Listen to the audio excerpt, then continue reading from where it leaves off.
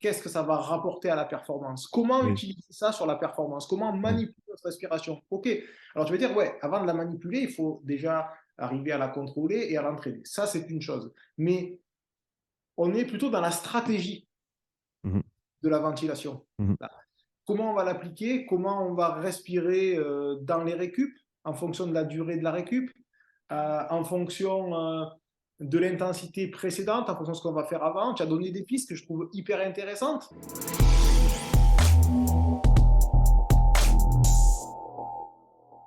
Cyril, bienvenue sur la chaîne, comment tu vas? Salut Sean, ça va très bien et toi? Super. Écoute, c'est un plaisir de t'avoir renouvelé, hein. Pour ceux qui ne te connaissent pas, on avait fait un podcast ensemble il y a quelques temps, donc j'invite tout le monde à aller voir ce podcast. De tête, on avait aussi fait un autre échange, hein, si je ne me trompe pas. On avait fait deux podcasts. On avait fait un premier sur ta façon de faire les bilans de profilage et C'est t'expliquer ça, comment oui. tu faisais. Tu montrais un petit peu l'envers du Oui, je décor, me rappelle maintenant, le ouais. backstage. J'avais trouvé ça très intéressant. D'ailleurs, ça m'a fait évoluer dans ma façon de rendre les bilans parce que j'avoue que la façon que tu as de les rendre ludiques, ben, j'ai trouvé ça intéressant et pertinent. Donc, je me suis amélioré grâce à ça aussi. Super. Même si je suis bien moins fort que toi dans ce domaine, j'ai pas de problème pour le dire, parce que tu manipules bien les trucs, ils sont bien faits.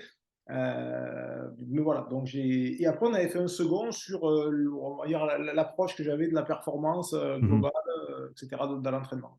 Ouais, exactement. Donc, j'invite tout le monde à aller voir ces vidéos. On les mettra en lien dans la description. Aujourd'hui, ce que je voulais faire avec toi, Cyril, tu as complété récemment ma formation sur le système respiratoire. Et comme je le dis, je te l'ai dit juste avant, je vais le répéter et je le dis encore et encore dans la formation. Pour moi, l'objectif de cette formation, c'était d'ouvrir une piste, d'ouvrir des possibilités et que des gens qui ont l'envie, qui ont la passion et qui ont le raisonnement pour aussi puissent aller tester des choses sur le terrain, voir ce qui se passe au niveau de cette respiration et ressortir avec des conclusions qui peuvent tous nous aider. Donc, c'est ce que j'aimerais faire avec toi aujourd'hui, passer un petit peu ça en revue, voir ce que tu as mis en place depuis la formation et quelles conclusions tu as pu en tirer. Pour commencer, Cyril, pour ceux qui ne te connaissent pas, donne-nous en 60 secondes qui es-tu et que fais-tu. Comme ça, on a le contexte et on ira dans la formation par la suite. Allez, bon, je vais aller très vite, je ne vais pas trop parler de moi. Je m'appelle Cyril Rissy, j'ai 44 ans. Ouais, ça fait mal. Je suis ce qu'on appelle, allez, j'aime pas trouver une terminologie, mais on va dire performance scientist, c'est-à-dire que mon métier, c'est d'essayer d'optimiser les déterminants de la performance dans le sport, en général d'endurance, mais pas que, Mhm. à travers ben, tous les leviers de performance qu'on peut actionner pour les atteindre. Voilà, j'ai essayé de faire court. Tu as fait ça, tu fait ça très bien. Donc, pour ce qui est de la formation respiratoire, je vais commencer depuis le début. Déjà, qu'est-ce qui t'a amené à vouloir entreprendre cette formation, à vouloir la suivre? Pourquoi est-ce que tu as décidé de suivre cette formation? Alors, déjà, tout ce que je vais dire, c'est absolument pas condescendant, c'est pas fait pour te flatter. Tout ce que je dis, je le pense. Je l'ai suivi parce que, premièrement, c'est toi qui l'as fait. Ça, c'est une bonne raison. Parce qu'en Merci. général, quand tu produis du contenu, il y a de la qualité et c'est pas juste pour produire du contenu. Donc, je me suis dit, je vais voir ce qu'il a fait parce que je suis sûr que ça sera pertinent. Et puis, je t'avoue que je savais que tu développais déjà depuis quelque temps des formations sur l'entraînement respiratoire et je savais que ça en ferait partie. Et c'est une partie qui m'intéressait moi, puisque dans ta formation, donc, tu as déjà pris la peine de structurer et de hiérarchiser dans, on va dire, le déroulé des modules. Moi, c'est le module 4 et le module 5 qui concernent vraiment l'entraînement, qui m'ont été très, très, très, très, très, on va dire, parlants et bénéfiques par rapport à ce que ça ouvre comme voie pour les développer. Mhm. Mais plus globalement, je me suis intéressé, moi, à la respiration par le petit podcast qu'on avait eu où tu t'es intéressé, toi, déjà à la respiration il y a déjà 2 ans. Et je me suis dit, s'il s'intéresse à ça, c'est qu'il y a forcément quelque chose. Et à partir de là, j'ai commencé à regarder un petit peu avec qui tu parlais, avec qui tu échangeais. Et je me suis dit, non, mais là, il y a un sujet. Parce que autant on savait, quand on fait du profilage, quand on monitore des exercices avec des échanges gazeux notamment, ou de l'oxymétrie, on se rend bien compte, notamment avec l'échange gazeux, de la relation qu'il y a entre la façon dont on a des data de respiration, hein, donc Mhm. que ce soit le volume courant ou la fréquence respiratoire, qui induit forcément le volume total, évidemment, et les impacts qu'on a sur l'extraction de l'oxygène par les muscles. Là, on a résumé en gros plus ou moins l'équation de Fick, dont Mhm. tu parles dans ta formation, et tu as quand même bien fait le lien entre les choses scientifiques un peu complexes, et tu les as quand même relativement bien vulgarisées. Tu as, je trouve, bien saupoudré un petit peu de tout. C'est relativement bien fait et très compréhensible. Ça, je voulais le dire. Et donc, dans tout ce que on peut constater quand on fait du profilage ou du monitoring, en gros, on sait que la performance, on va parler que sur la VO2, ça absout du rendement mécanique et de toutes ces choses-là, mais on va dire qu'on a trois leviers: la diffusion d'oxygène, le transport et l'utilisation.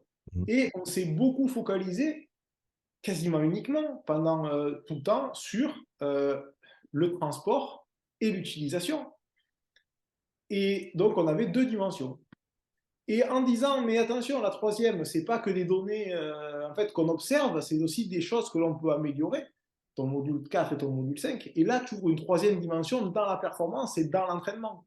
Parce que Mhm. de dire, oui, ok, ben, tu veux améliorer ta VO2, tu veux réduire ton coût à l'effort, eh ben, augmente ton volume courant, baisse ta fréquence respiratoire. Ouais, merci, super, merci de l'avoir suggéré. Mais maintenant, comment on fait? Ben, ça, c'est, tu as proposé une programmation et une planification. Ok, on est au début des choses, mais ça a le mérite d'exister, d'avoir été réfléchi, d'avoir été pensé, et surtout d'avoir un endroit par lequel commencer. Et en ce sens, pour moi, c'est pertinent parce que on se rend bien compte de tout ce qu'on va pouvoir. Non, on ne se rend même pas compte de tout ce qu'on va pouvoir en tirer en fait. Mais déjà, quand on commence à y travailler dessus, on voit déjà des résultats. Tu as hiérarchisé les, les différentes, on va dire, les différents facteurs d'importance, on va dire, dans l'approche respiratoire, donc, pardon, ventilatoire, excuse-moi, c'est un petit peu différent, parce que l'approche respiratoire, on va entrer dans des débats, alors on va pas aller du côté plutôt mitochondrial, mais on va Ouais, rester. ouais, pour ceux qui n'ont pas capté la nuance, au niveau technique, quand on parle de respiration dans l'humain, c'est la respiration cellulaire, donc c'est les mitochondries qui respirent, qui utilisent Voilà. l'oxygène. Nous, on ventile de l'air, on fait bouger de l'air pour faire rentrer cet oxygène, certes, mais techniquement, c'est nos mitochondries qui respirent et c'est nous qui ventilons. Voilà. Et tu as bien fait de le préciser, parce qu'effectivement, ouais, c'est ça. Et d'ailleurs, tu le dis, je crois, dans ta formation, hein. Oui. Et dans cette pyramide que tu as proposée, euh, une des choses les plus importantes, c'est la conscientisation de sa respiration. Et quand déjà tu prends conscience de ta respiration, c'est-à-dire que tu choisis comment tu vas respirer, alors évidemment, plus l'intensité de l'effort va augmenter, plus ça va être difficile. Ça, c'est certain. Mais déjà, d'avoir cette approche, de s'y concentrer dessus, même pendant de la basse intensité ou au repos, ça nous permet déjà de développer d'autres qualités et de prendre conscience de ce qu'on va avoir besoin pour la manipuler. La mobilité, évidemment, parce que comment peut-on respirer sans faire bouger son diaphragme? Alors même si, quand on ne le sait pas, qu'on fait bouger, on sera bien compte qu'il y a quelque chose qui se passe au niveau du ventre. Donc, tu as aussi mis en lumière quelque chose de très important. Ça, je n'avais pas autant, je n'avais pas autant pris on va dire, toute l'étendue de l'importance que ça avait. C'est au niveau, alors c'est un petit peu décousu, je sors du contexte, mais j'y reviens tout de suite, hein, de l'importance qu'avait le diaphragme dans la stabilité du tronc. Mm. Et c'est aussi une difficulté principale on va dire, de garder le focus, on va dire, de la cadence, de la fréquence respiratoire en course à pied, Mhm. à Ouais. cause de cette stabilité du tronc et des chocs péristaltiques Mhm. que l'on a quand en course. C'est pour ça que c'est plus difficile encore en descente qu'en montée, notamment quand on veut. Mais donc toutes ces choses-là ont fait que, tu sais, quand tu... y a des fois, on avait une image et tu as apporté des pièces qui permettent de vraiment compléter l'image. Et comme je t'ai dit, on avait deux dimensions pour agir sur la performance. La troisième, on la connaissait, parce on l'a monitorée, on savait dire, ben oui, il faut que tu fasses ceci ou cela, ça va améliorer tel ou tel paramètre. Mais là, on va dire, oui, mais alors, pour les améliorer de façon durable, voilà ce que je te propose de faire. Jusqu'à présent, ben, moi, je te dis, j'étais pas sur cette voie-là, Et comme tu as fait ce travail de façon remarquable, pour initier et pour jeter un pavé dans la mare et dire, ben voilà, voilà quelque chose. Alors, il y a ce qu'ils vont te dire, toujours pareil, les redresseurs de tort, et ce qu'ils veulent. Voilà. Mais tu as tous les autres qui seront intelligents et qui vont dire, ouais, ben voilà ce qu'on a, voilà comment on peut l'améliorer. Et en fait, c'est comme ça que la science, elle a évolué depuis tout le temps. Depuis 70 ans, je vais pas dire, parce qu'après, on va dire, ouais, inflation, machin, alors je n'ai pas forcément d'intérêt à le faire. Mais j'ai toujours dit, et je mesure ce que je dis, attention quand même, hein, qu'il y a toujours des gens qui ont changé un petit peu leur époque. Alors, toi, tu n'as pas changé ton époque comme Steve Jobs a pu le faire avec l'iPhone, par exemple, parce que tu t'es appuyé sur des travaux qui ont été faits sur ce que tu rapportes. Mais néanmoins, la façon de les collecter, de les hiérarchiser et de les proposer, en ça, pour moi, tu as changé quelque chose. Bah, écoute, tu m'envoies flatter, même si, comme tu as dit, c'était pas Non, c'est pas l'objectif le de ce but, que mais tu c'est une disais. réalité. C'est pour que C'est vrai. Ah bah, écoute, en tout cas, je suis très très content de l'entendre parce que vraiment pour moi, cette formation, c'était un effort de synthèse. Avant tout, c'était un effort de synthèse. Et c'est peut-être une des raisons pour lesquelles je l'ai remise à plus tard parce que j'en avais parlé assez tôt de cette formation. Et au final, ça m'a pris 1 an de plus pour la faire. Mais je pense que j'avais presque un petit peu peur de tous les podcasts que je devais réécouter, les livres que je devais relire, terrible. les études que je devais relire également. Et parce qu'au final, j'avais cette perspective globale, mais je ne l'avais pas encore condensée. Et donc, l'effort pour cette formation, c'était d'essayer de la rendre palpable et, comme tu l'as dit, d'établir des lignes de conduite. Parce que c'est très important de mettre en avant, et tu l'as mentionné aussi, hein, mais je le relève également. L'entraînement respiratoire, c'est quelque chose qui a été bien étudié jusqu'à maintenant, mais dans une fenêtre de variabilité qui est très, très faible. C'est-à-dire qu'il y a, on va dire, un outil et un protocole qui a été utilisé des dizaines, voire je pense, en tout cas des dizaines de fois, peut-être même des centaines de fois dans les études. Mais au-delà de ça, les autres outils n'ont pas été touchés, d'autres protocoles n'ont pas été explorés. Donc, on est vraiment dans les tout débuts, en fait. Et même juste avec ce peu d'informations en termes de variation, justement, on a déjà des conclusions qui sont très, très fortes sur l'amélioration des performances, que ce soit au niveau des facteurs de perception ou de physiologie directement, hein. Ça a été mesuré à plein de niveaux différents. Mais ce que je voulais faire, c'est donner l'opportunité à ceux qui veulent aller plus loin de se dire, voilà le champ de possibilités, voilà les outils auxquels on a accès, voilà les avantages de tel ou tel outil, voilà les désavantages de tel outil, pour essayer de se rendre compte de la panoplie qu'on a, en fait, et de se dire, voilà, maintenant, il faut aller tout tester sur le terrain. Moi, je ne peux pas tout faire tout seul. Donc, c'est presque un appel à l'aide en disant, pour ceux qui veulent investiguer ça, voilà, à l'heure actuelle, telle que je le comprends, la situation des choses sur l'entraînement respiratoire et sa place dans la performance. Qu'est-ce qu'on peut faire pour aller plus loin? Et c'est là où des gens comme toi interviennent.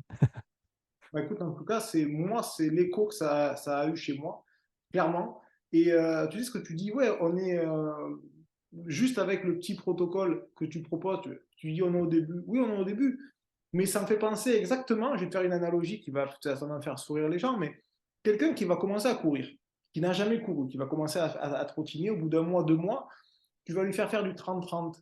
C'est rien, parce que tu vas dire, mais il va de suite avoir une progression. Et je pense que l'entraînement respiratoire, vu que personne en fait le fait, Mhm. ça va être la même progression dès le départ. C'est ça. Effectivement, après, il va falloir encore affiner dans la programmation, dans la distribution, pas impacter les séances de travail par rapport, parce qu'il y a une fatigabilité Bien sûr. respiratoire qui s'opère, il y a une pénibilité mentale. Moi, c'est vraiment des choses que quand je ménage, ce que je t'ai expliqué, j'en ai pris mon parti, j'ai dit, je vais tester, j'ai la chance d'avoir des moniteurs, des devices d'échange gazeux, j'en ai deux, enfin, vous êtes plus ou moins le matériel, donc j'ai dit, je vais tester pour vraiment comprendre. Parce qu'à un moment donné, là, on est sur des choses qui sont assez bien documentées, à la fois peu documentées. Mhm. C'est ça, ouais.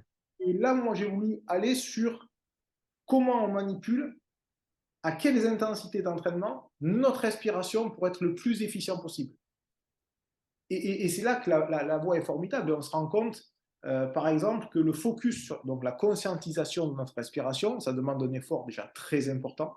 Donc le RPE mental, il est donc je donne maintenant aux séances et je demande de noter les séances avec 3 types de RPE, le RPE plus ou moins musculaire, le RPE plus ou moins cardiaque et le RPE plus ou moins respiratoire. Et je me suis rendu compte que le respiratoire, il affecte énormément le mental.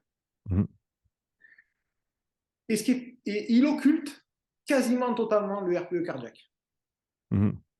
C'est-à-dire qu'à la fin d'une séance, tu n'es pas capable vraiment de savoir à quel niveau d'intensité. Alors, quand tu te fies à la puissance que tu as, ou la vitesse que tu as faite, évidemment, tu as une idée de ce que tu as fait. Mais moi, c'est la chose qui me choque le plus, c'est que la séance paraît quand même moins difficile quand tu te focuses sur la respiration. Après, c'est vraiment cognitivement impactant. C'est une charge mentale Ah oui, supplémentaire pour se focaliser et rester concentré dessus. mais par contre, force est de constater que la progression, ne serait-ce que, là je ne suis même pas dans l'entraînement respiratoire, hein. Là, on est dans la conscientisation, Ouais. dans l'utilisation de la mobilité des muscles respiratoires et la coordination. Parce que la Mhm. coordination, c'est la fréquence, qui induit forcément la tolérance au CO2. D'accord. Là, on ne parle pas encore de la force des muscles respiratoires, parce que déjà, rien qu'avec on va dire cette base-là, tu arrives à jouer sur ton volume courant et ta fréquence respiratoire. Après, effectivement, on se rend compte que quand on monitore et qu'on joue vraiment le jeu sur un exercice, par exemple, je vais prendre un exercice un petit peu basique. On va dire, allez, 5 fois 3 minutes au-delà de la puissance critique ou de la vitesse critique, Mhm. et encore 5 fois 3 minutes. Si tu le fais avec un screen, donc, pardon, avec un écran, donc le retour par exemple du VO2 Master, où tu visualises tes volumes, et c'est là que c'est hyper intéressant parce que non seulement tu as en conscience, mais tu as un retour visuel. Ouais. Euh, et la seconde partie, j'ai fait en high down, donc en enlevant en fait le retour. Mhm. On s'aperçoit que quand on n'a pas le feedback visuel, eh ben, on perd on va dire en efficacité, Mhm. mais aussi on perd en efficacité, même si on le garde, par l'allongement de la séance, par la fatigabilité des muscles respiratoires. Et ça, c'est une réalité. C'est-à-dire qu'on peut être efficient parce qu'on est en conscience au début, mais ça ne suffit plus à un moment donné. Mhm.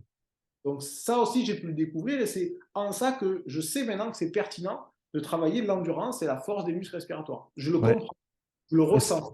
c'est ça, une fois que tu le contextualises et une fois que je pense que tu peux défaire ces différents éléments, et c'était une des raisons pour lesquelles j'ai tenté de hiérarchiser ces différentes modalités d'entraînement ou de manipulation du système respiratoire, c'est parce que aujourd'hui, pour beaucoup de monde, et moi c'était mon cas avant aussi, l'entraînement respiratoire ou la respiration, c'est c'est un peu un grand mélange de plein de trucs différents. Il y a des philosophies, il y a des méthodes, il y a des croyances, il y a de la physio, il y a des choses qui ne le sont pas. Et au final, c'est tout mélangé, c'est pas organisé. Et je me suis dit, la première chose qu'il faut faire si on veut aller de l'avant, c'est proposer une structure. Et quitte à ce qu'elle soit remise en question, et d'ailleurs, tu m'as proposé une amélioration. C'est marrant que tu m'aies dit la coordination, moi je le mettrais sur le premier niveau de la pyramide avec la conscience et la mobilité. J'hésitais à le mettre comme troisième pilier au niveau de la base ou de le mettre juste en dessus.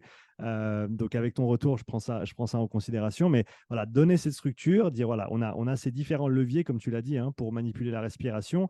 Il y en a qui sont plutôt mécaniques, il y en a qui sont plutôt biochimiques, il y en a qui sont plutôt au niveau de la perception, il y en a qui opèrent au niveau de l'économie. Quand on réalise que, comme tu l'as dit, au-delà de la puissance critique ou de la vitesse critique, donc on est dans le rouge, hein, dans la haute intensité, Domaine d'intensité élevé. c'est ça exactement. On va avoir pour quelqu'un d'entraîné, potentiellement entre 15 et 20% de la VO2 qui est consommée par notre diaphragme et nos muscles respiratoires, ce qui est énorme. 20%, c'est considérable. Et même si on peut avoir un impact de quelques points, de quelques pourcents sur cette économie, sur cette endurance, c'est quelque chose qui, en tout cas, à mon avis, n'est pas négligeable. Et donc, il faut s'y attarder. Et c'est intéressant que tu aies mis ça en application sur ce genre de séance, justement, pour voir l'effet sur la séance et sur l'aspect respiratoire. Pour moi, en fait, j'ai une approche très euh, pas mercantile dans le sens de vendre quelque chose, mais dans le sens qu'est-ce que ça va rapporter à la performance? Comment Oui. utiliser ça sur la performance? Comment Mm. manipuler notre respiration? Ok. Alors tu vas dire, ouais, avant de la manipuler, il faut déjà arriver à la contrôler et à l'entraîner. Ça, c'est une chose. Mais on est plutôt dans la stratégie Mhm. de la ventilation. Mhm. comment on va l'appliquer, comment on va respirer dans les récup, en fonction de la durée de la récup, en fonction de l'intensité précédente, en fonction de ce qu'on va faire avant. Tu as donné des pistes que je trouve hyper intéressantes. Donc, de faire une petite. Alors, j'aime pas employer les mots de hyperventilation, parce que ça veut dire quoi, hyperventilation? On hyperventile à 40 ou à 80. Donc, Ouais. non, mais c'est vrai, en fait, parce que la norme, tu sais, ce que je t'avais dit par échange aussi, je t'avais dit, si un jour on peut avoir des valeurs normatives par niveau, au niveau ventilatoire, ça sera génial. Eh ben, Ouais. est-ce qu'on doit, par exemple, dans le domaine élevé, est-ce qu'on doit respirer à 40 respirations par minute, à 30? Est-ce que Mm. dans le domaine modéré, on doit être à 20? Ben, tout ça, en fait, j'essaye de collecter. Alors, évidemment, on est au début, mais il y a des tendances qui se dessinent. Et quand tu dis, ouais, donc on va augmenter la fréquence respiratoire avant une série un petit peu plus dure, avant un sprint, en gardant le volume, évidemment, pour, bah, pour déjà avoir une extraction maximale. En fait, c'est, si on explique un petit peu à ceux qui sont moins initiés, en fait, on va presque épargner de l'oxygène que Mm. l'on va contracter de suite en dette. Parce que la respiration, c'est un moyen, en fait, en changeant notre façon de ventiler, on va avoir un impact direct sur la cinétique de notre VO2. Mm. Et la cinétique de notre VO2, c'est elle qui va compter réellement dans la capacité de performance globale et de réitérer les efforts. Donc, à chaque fois qu'on économise un petit peu de cinétique de VO2, qu'on gagne un petit peu, ou qu'on économise un petit peu en récupération d'oxygène, et bien, tout ça, ça va être du gain qui va être gigantesque au final. Et ça, on peut le mesurer. Quand on monitore un Ouais. exercice, on peut le mesurer, le temps passé à VO2. Par exemple, comme je t'avais dit, moi, je me concentre beaucoup sur, avec des athlètes avec qui je travaille, depuis quelques temps maintenant, au moins 2 années, on s'est dit, voilà, c'est bien de dire, on programme telle séance, tel bloc, on veut avoir un effet sur la VO2, on veut avoir un effet, peu importe. Mais ça, c'est ce qu'on veut. Mais qu'est-ce qu'on fait en réalité? On le sait qu'on le mesure. On ne peut faire évoluer que quelque chose que l'on peut mesurer. Et quand tu monitores des séances, tu te rends compte réellement de l'impact que ça a eu, combien de temps tu as passé à VO2, donc tu peux contextualiser bien mieux la séance pour l'athlète. Tu individualises la durée des séries, la durée des récupérations, et on se rend compte qu'on a plein d'idées reçues qui volent un petit peu en éclat à la lumière du monitoring. Tu sais, quand on dit ben, le 30-30, le 30-15, ben, si on ajoute des séries sur la durée, on se rend compte que c'est très, très, très pertinent. Mhm. Parce qu'on passe vraiment beaucoup plus de temps en VO2. Alors que sur Mhm. des séries, des fois de 3-4 minutes, avec une cinétique de VO2 très longue, on n'y passe pas beaucoup de temps. On y passe du temps dans la dernière série. Est-ce que, ça c'est une question que j'ai pour toi, parce que ce que tu viens de dire là vient de moi me faire allumer une petite ampoule dans ma tête, parce que tu vois, sur le paramètre d'hyperventilation pré-effort, donc quand je dis hyperventilation dans ce contexte, et je suis d'accord avec toi, c'est pas une très très bonne terminologie, parce que hyperventilation, ça peut vouloir dire perdre le contrôle de sa respiration, ça peut vouloir dire respirer très très vite mais avec des tout petits volumes. Donc, ce que je veux dire ici par hyperventilation contrôlée et on va dire volumineuse, c'est pas le bon terme, mais on va le trouver. À terme, on va y arriver, Cyril. Donc, on exagère sa respiration en termes de fréquence, tout en maintenant un volume conséquent en termes de volume courant, hein, de l'air que tu rentres et que tu sors, avant un effort. Et mon raisonnement sur cette manipulation-là, elle était plutôt centrée sur le CO2 et le fait de se débarrasser du CO2 qu'on a de manière naturelle, hein, dans le corps. Et voilà, et c'est ça, c'est que, alors moi j'étais plus, on va dire, focalisé sur cet aspect, on se débarrasse un peu du CO2, ce qui fait que quand tu fais ton sprint, quand tu fais ton début d'intervalle, quand tu fais ta montée en côte, eh ben, tu vas invariablement commencer depuis un niveau plus bas, donc ça va te prendre moins de temps avant d'arriver à ton seuil de tolérance, si on admet que ça existe en tant que tel, au CO2. Mais ce que tu viens de dire là, c'est super intéressant et j'y avais jamais pensé comme ça. Et donc, je t'avais dit au début de l'appel, hein, je me réjouis de parler avec toi parce que je suis sûr que tu vas me sortir des trucs auxquels j'avais pas pensé. Et c'est d'ailleurs pour ça qu'on est là. Le fait que tu te débarrasses un peu plus de CO2, ce qui fait baisser au final ta diffusion de l'oxygène depuis le sang dans le muscle. Et encore une fois, ça, on peut le mesurer avec le MOXIE, on peut le mesurer avec le VO2 master.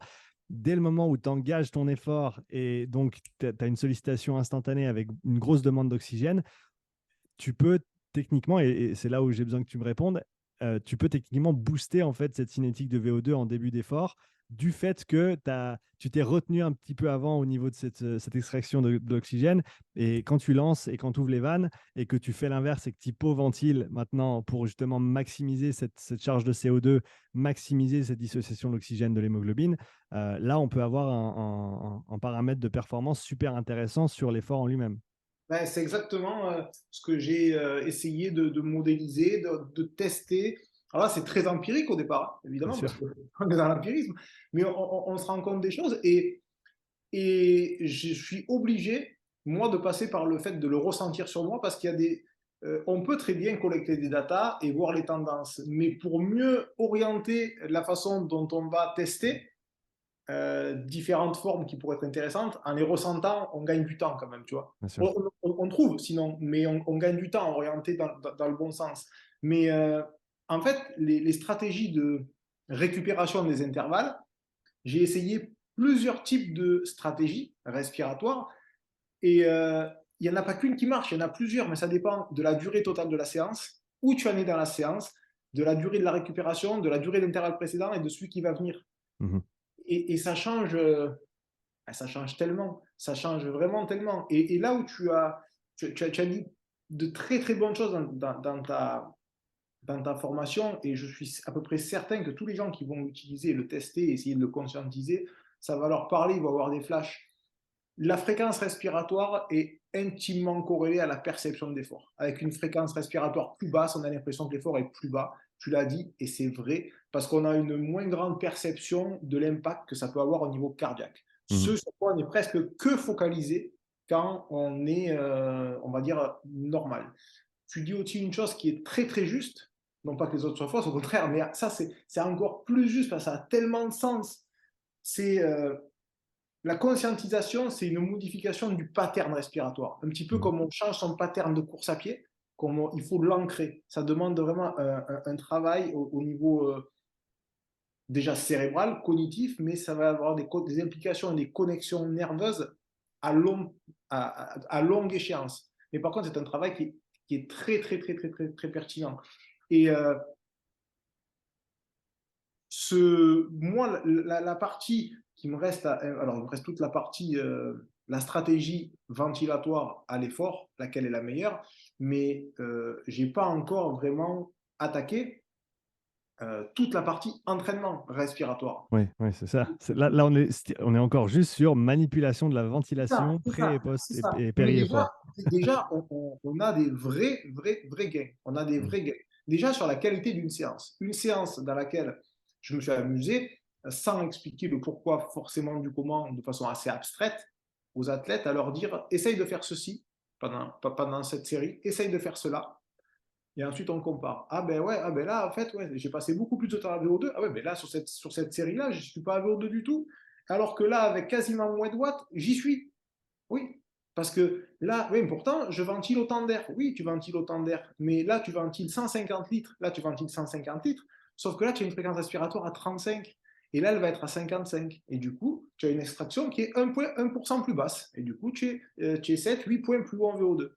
Ben, c'est toutes ces choses-là que ta formation permet, grâce à l'entraînement respiratoire, pour ceux qui avaient des notions de ce qui se passe avant, va pouvoir permettre d'améliorer.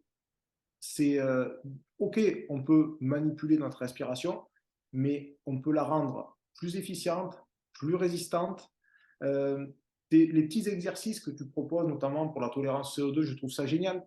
Euh, tu n'es pas non plus là pour dire faut investir massivement dans du matériel pour s'entraîner, parce que presque la plus grande partie des choses les plus importantes pour améliorer sa capacité ventilatoire, ça reste sans matériel. Mhm.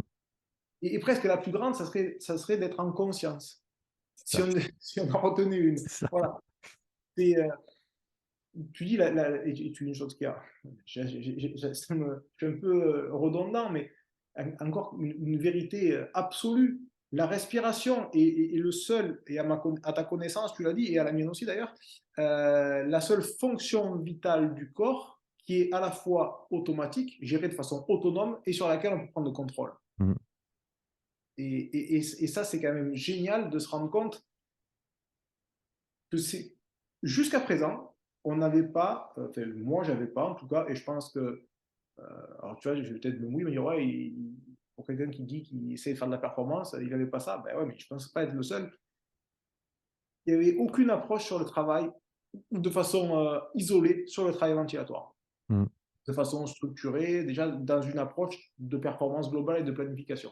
Maintenant, moi, ce que je vais voir dans le futur, c'est comment on inclut ce travail dans les cycles d'entraînement traditionnels, comment ça l'impacte, comment réagissent les athlètes aussi. Euh, Est-ce que on va aujourd'hui on sait plus ou moins estimer les effets d'une pré-fatigue par les séances précédentes sur la séance qui vient. Mais on n'a pas beaucoup de recul, enfin, moi j'ai aucun recul en tout cas sur la pré-fatigue générée par l'entraînement respiratoire et en quoi on est en droit d'attendre une baisse des performances réalisées sur la séance suivante sans que ça soit anormal et qu'il faille se poser la question pourquoi ça a baissé, comme on l'a sur une sollicitation physiologique traditionnelle.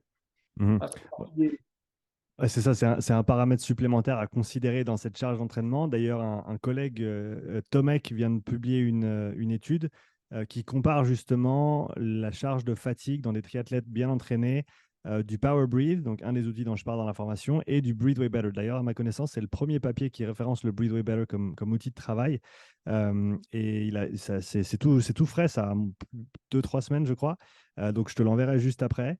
je vais, Euh, Ouais, et de tête, ce qu'il trouvait, c'est que le Power Breathe, donc l'outil à résistance, ouais. amenait une fatigue qui était non négligeable justement pour ces athlètes-là et qu'il fallait la considérer dans la charge globale d'entraînement. Ça, c'était de tête une des conclusions de l'étude. Et donc, comme tu le dis là, voilà, il faut qu'on considère alors l'entraînement respiratoire d'un côté, mais la sollicitation respiratoire potentiellement sur des séances intenses de type VO2 et autres. On doit considérer ça dans l'image globale qu'on a justement de la performance, de la récupération, de la charge d'entraînement. Donc c'est intéressant que tu l'amènes comme ça.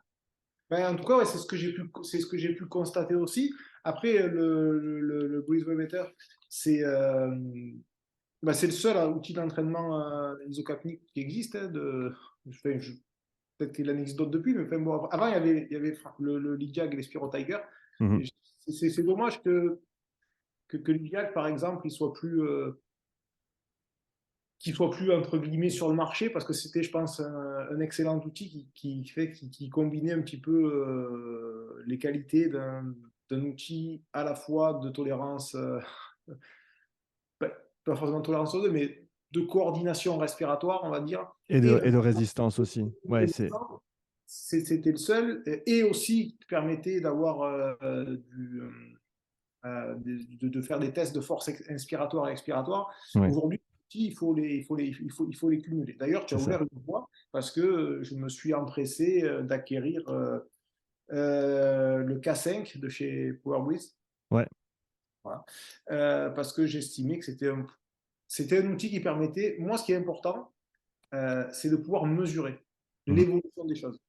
Et comme il permettait de mesurer l'évolution des choses et que j'ai compris la grande importance de la résistance variable pour travailler le plus grand volume possible, puisque, comme tu le dis, d'être puissant, euh, ça serait presque un profil fort vitesse des poumons, tu vois. D'être Ouais, puissant c'est ça.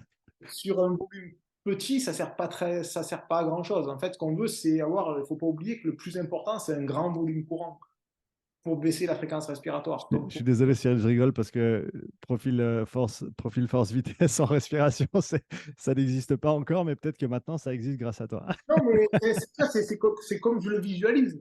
Bien sûr, mais ça a du sens. Ça a du sens et on le fait sur d'autres paramètres. Pourquoi on ne pourrait pas le faire sur ce paramètre-là et pour donner du contexte un petit peu sur cet outil, le K5, que j'ai pas encore acquéri, hein, je le dis dans la formation.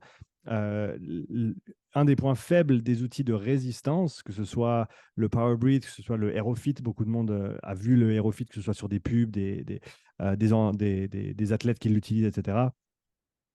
Faut prendre en compte que dès le moment où tu appliques une résistance, tu ne vas pas pouvoir exploiter pleinement ton amplitude ventilatoire. Donc, invariablement, plus tu mets de résistance et plus tu réduis en fait le volume que tu vas pouvoir bouger. Simplement parce que, voilà, et ça, je l'essaye de le visualiser dans la formation avec des graphiques.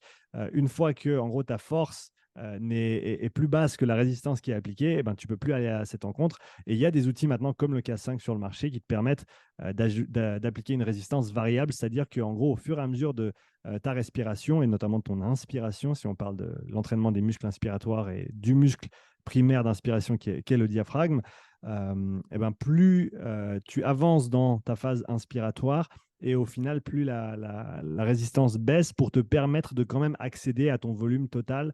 Est-ce que tu as déjà pu le mettre en application et tester par rapport à un outil de résistance pure où tu n'as pas cette Alors, modulation? euh, non, parce que moi j'ai beaucoup d'aide. Alors, il a un avantage non négligeable. Il a deux avantages, le K5, hein. C'est Ouais. celui-là, c'est d'avoir une résistance qui est variable, effectivement, de baisser la résistance au fur et à mesure que tes poumons se remplissent, parce que Mhm. tu as plus de capacité à inspirer quand ils sont vides versus quand ils sont pleins. Et il permet aussi de tester, Ouais, c'est-à-dire c'est de ça. Ouais. pouvoir le prouver. Et ça, c'est vraiment important. Et j'ai beaucoup, mais par contre, il est un petit peu cher. Il est 890 €, me semble-t-il. Mhm. Euh, Là où l'Aerofit, il y a deux modèles, mais le modèle qui permet de tester, il y a un modèle qui permet de tester aussi, qui est dans les 300 €. J'ai beaucoup d'athlètes qui se sont orientés vers celui-ci parce qu'il est aussi plus facile, on va Ouais. dire, à utiliser, un petit peu moins technique. Et puis, comme on était au début, que moi, j'avais pas vraiment de. Ben, c'est le début, donc tu regardes vers des choses qui sont un petit peu plus simples de prime abord. Tu Mhm. te dis que ça sera toujours mieux que de rien faire de toute façon. Si Mhm. tu cumules le Breeze Waybader et un outil à résistance, bah déjà, tu as une vraie approche, sachant que si tu conscientises tes séances quand tu y es dedans, bah, tu commences à avoir une approche plus ou moins structurée. Et tu peux en attendre des résultats. Mhm. De toute façon, quand tu génères une sollicitation sur un muscle ou sur un corps qui n'en avait pas, forcément, tu obtiens une amélioration. Mhm. Jusqu'à un certain point, on va gagner. Même de façon empirique, on va gagner. Mhm. Et après, évidemment, bah, il faudra, comme chaque fois qu'on veut faire progresser un athlète, il va falloir s'adapter, il va falloir bah, trouver de la littérature, trouver des gens qui sont déjà passés par les paliers sur lesquels on est et comment ils ont trouvé des voies d'amélioration. C'est quand tu dis on est debout sur l'épaule des géants, mais c'est vrai. C'est une image qui est voilà, qui résume tout. Bah écoute, génial. Cyril, merci pour tous ces retours et toutes ces idées hein, que maintenant tu m'en as mis plein la tête. Je vais devoir aller réfléchir et écrire des trucs. C'est C'est bon. génial. Euh, Maintenant, si on ouvre la porte et on passe le témoin, on va dire, au prochain. Alors, je sais que tu vas encore investiguer plein de choses et on pourra certainement se refaire un call d'ici quelques temps pour parler de tout ça. Si tu voulais voir quelque chose appliqué sur le terrain en termes de conscientisation respiratoire, d'entraînement respiratoire, de monitoring ou de profilage, qu'est-ce qui te semble à l'heure actuelle avec ce que tu comprends de la respiration via tes connaissances de base, via la formation, via ce que tu as mis en application? Qu'est-ce qui serait le plus intéressant à explorer, que ce soit pour des particuliers, pour des gens qui veulent lancer certains projets d'études? Qu'est-ce que tu verrais comme piste d'investigation primaire dans la voie respiratoire? Alors, j'en ai plusieurs, j'en ai plein, mais je vais t'en donner une qui va te parler aussi, je pense. Et pour l'instant, je n'ai pas la réponse de comment on pourrait le faire, mais Ok. j'ai des pistes de peut-être pourquoi. Euh, tu, tu parles dans ta formation de l'oxyde nitrique, Oui. qui est un élément sur lequel on devrait pouvoir s'appuyer pour améliorer des choses. Ouais. Le phénomène de restriction ou d'occlusion, il a tout à fait sa place pour permettre d'augmenter le flux sanguin. Ce Mm. flux sanguin, c'est ce qui va permettre d'amener ou de faire sortir de l'oxygène du muscle. L'oxyde nitrique, on dit l'oxyde nitrique, mais on devrait dire les oxydes nitriques, Oui. parce qu'il y en a plusieurs. Et il y en a celui que l'on va, je ne sais pas si on dit générer, fabriquer, dégager, créer, Mm. quand on effectue des respirations nasales, Mhm. euh, n'est pas le même, n'a pas les mêmes effets. Il aurait plutôt un effet, alors tu le dis, puis je l'avais pas mal vu aussi, bronchodilatateur. Moi, j'aimerais voir. peut-être avec l'outil OnePython, si j'arrive à l'avoir. Est-ce que l'on peut J'espère aussi. voir, est-ce que l'on va pouvoir voir les effets d'une respiration nasale versus une respiration buccale sur les apports d'oxygène que l'on va pouvoir amener jusqu'au muscle ou pas? Hmm. Ça, j'aimerais bien voir si on peut le monitorer. Ouais, alors j'ai pas la réponse, mais un élément de réponse, c'est la perspective d'Evan qui travaille donc avec cette entreprise Nox, NNOXX, et qui doivent sortir un outil incessamment sous peu. On l'attend depuis cet été, toi et moi. J'ai pas encore de nouvelles. Ils sont un petit peu en retard sur les livraisons apparemment. Mais l'idée, c'est qu'on va pouvoir monitorer non seulement l'oxymétrie musculaire comme avec le MOXIE à une fréquence bien plus importante, ce qui peut être intéressant sur des plans de contraction musculaire et autres, mais également l'oxyde nitrique. Et d'après les dires d'Evan, qui baigne dans l'oxyde nitrique, sans mauvais jeu de mots, depuis plusieurs années maintenant et qui travaille avec un des spécialistes de l'oxyde nitrique dans la recherche, d'après lui, c'est justement pas le même oxyde nitrique que tu génères au niveau nasal, au niveau d'une respiration nasale, que celui qui va avoir un impact sur la vasodilatation, notamment capillaire, et va avoir cette influence directement sur le flux sanguin, en fait.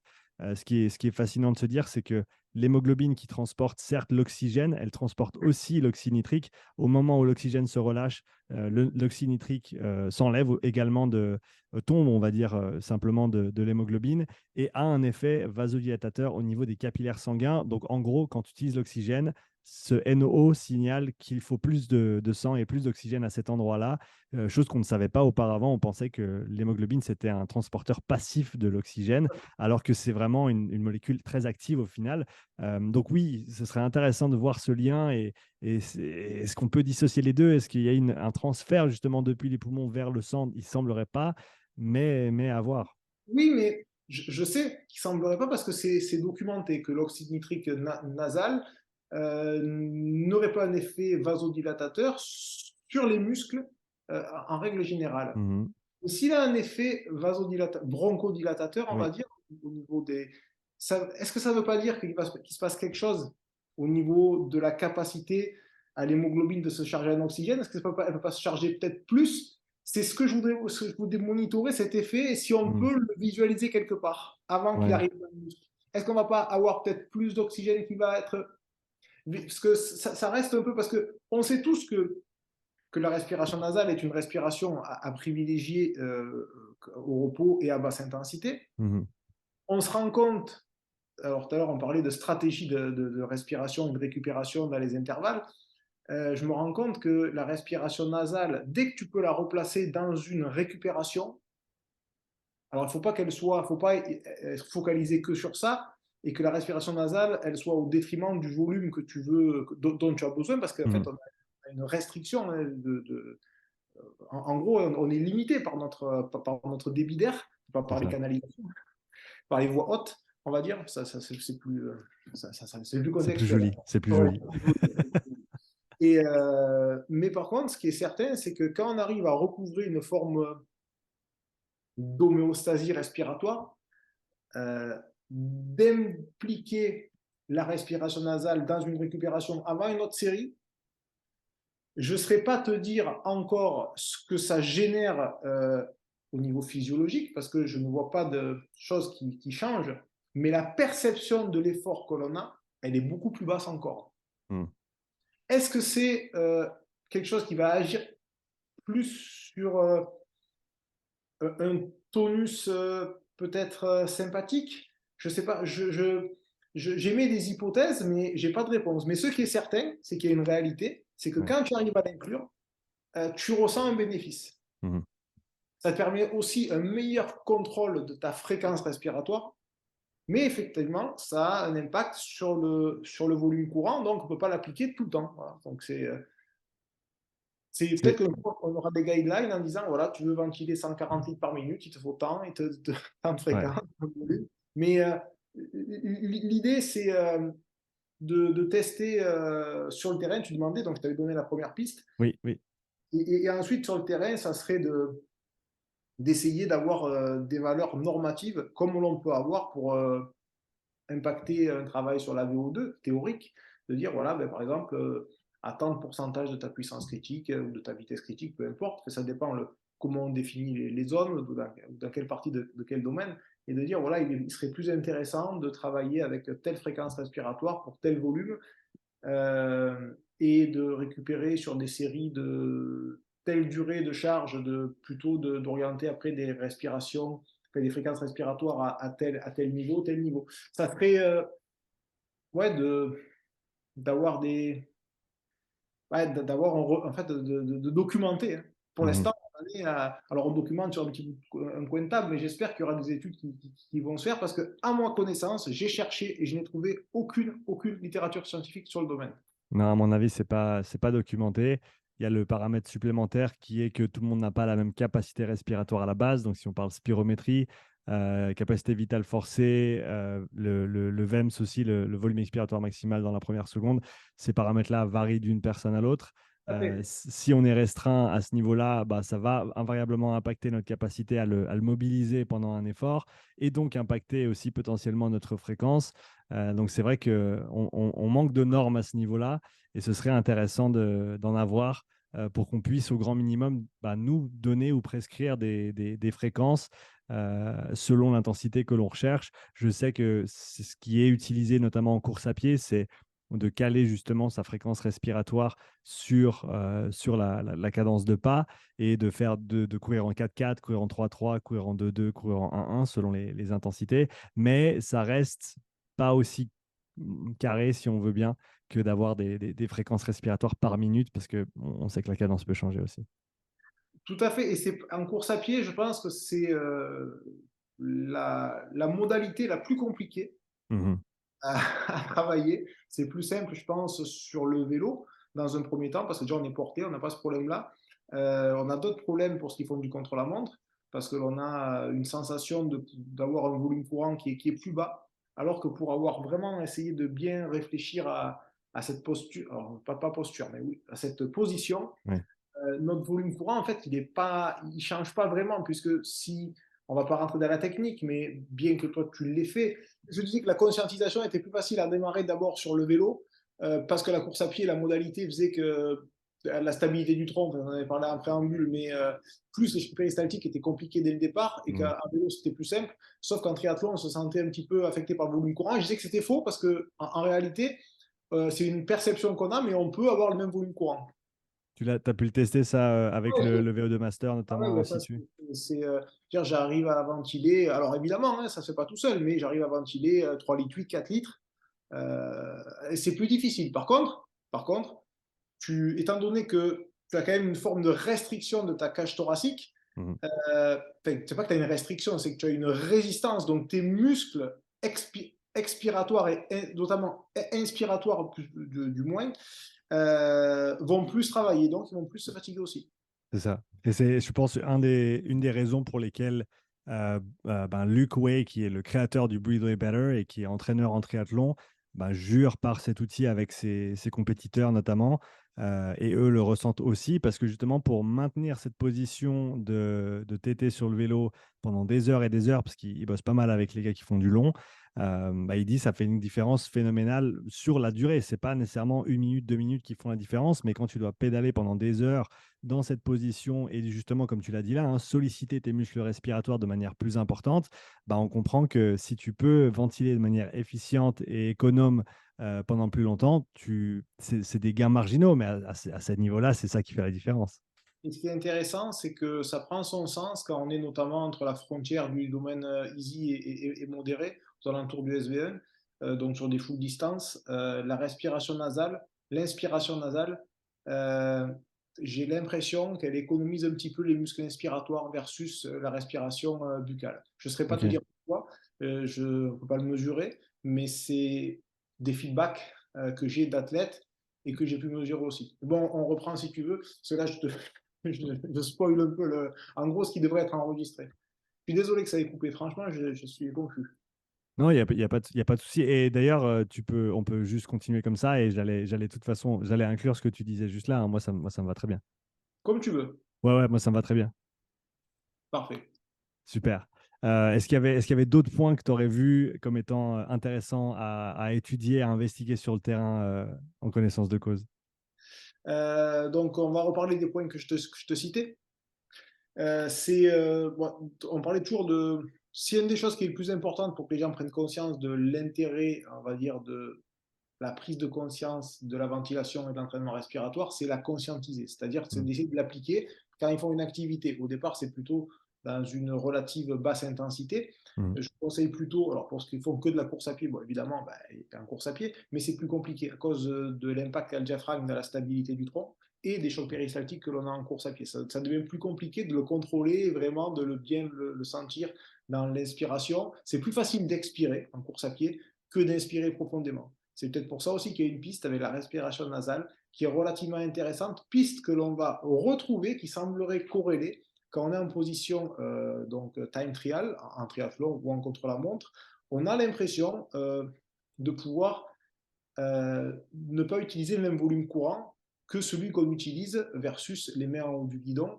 Euh, et en fait, c'est faux, on peut utiliser le même, sauf que le coût est un petit peu plus élevé parce que les Mm. muscles inspiratoires vont être un petit peu plus impliqués. Mm. Les muscles expiratoires, non, mais les muscles expiratoires, oui. Et c'est là que l'inspiration nasale, sur des intensités proches du SV1 ou un tout petit peu au-dessus, notamment si on a, alors si on n'a pas les muscles entraînés, ben, ça sera plus près du SV1. Si on a déjà des muscles respiratoires entraînés, ben, on va pouvoir un petit peu upgrader, Mm. aller chercher dans la zone un petit peu modérée.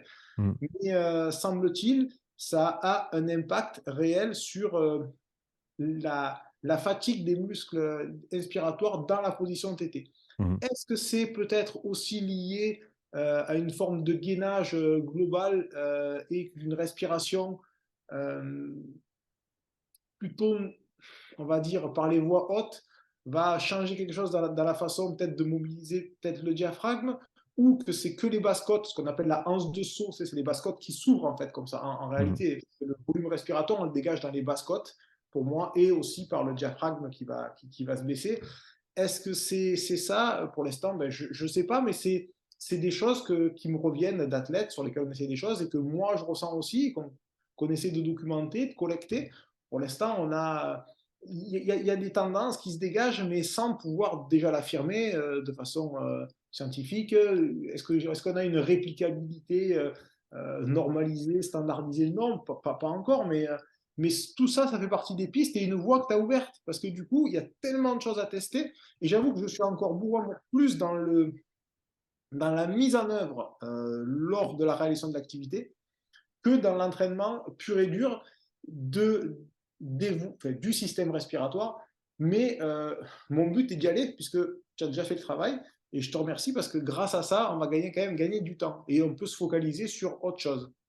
Bah écoute, je me réjouis de voir où tu emmènes tout ça à l'avenir. Un truc que j'avais en tête juste là, quand tu disais justement quantifier ces différences, peut-être une idée de setup, ça pourrait être.